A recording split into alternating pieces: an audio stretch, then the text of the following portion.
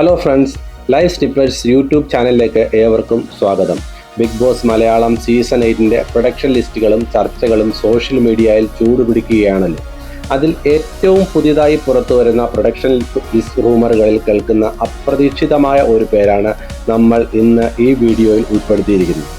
നിങ്ങൾ ഈ ചാനൽ ആദ്യമായിട്ടാണ് കാണുന്നതെങ്കിൽ ചാനൽ ഒന്ന് സബ്സ്ക്രൈബ് ചെയ്യുക, കൂടെ ബെൽ ഐക്കൺ കൂടി എനേബിൾ ചെയ്യുക.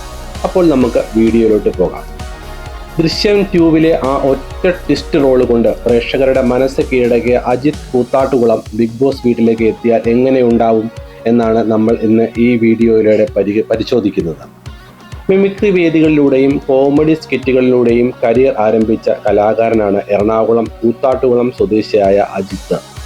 വർഷങ്ങളോളം ജൂനിയർ ആർട്ടിസ്റ്റായും ചെറിയ വേഷങ്ങളിലും സജീവമായിരുന്നു എങ്കിലും 2021 പുറത്തിറങ്ങിയ ജിത്തു ജോസഫ് മോഹൻലാൽ ചിത്രം ദൃശ്യം 2 ആണ് അജിത്തിന്റെ ജീവിതം തന്നെ മാറ്റിമറിച്ചത്.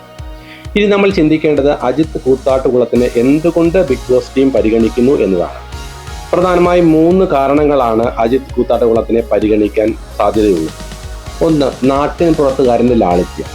യാതൊരു ഫിൽട്ടറുകളുമില്ലാതെ തനതായ സംസാര ശൈലിയും സാധാരണക്കാരന്റെ പ്രതിനിധിയുമാണ് Ajith Koothattukulam. 2. Humour and entertainment. ഒരു മിമിക്രി ആർട്ടിസ്റ്റ് കൂടി ആയതുകൊണ്ട് തന്നെ ഹൗസിലെ വിരസ നിമിഷങ്ങളിൽ നല്ല നാടൻ കോമഡികളും എൻ്റർടൈൻമെൻറ്റും കൊണ്ടുവരാൻ അജിത്തിന് സാധിക്കും. 3. Real life struggle.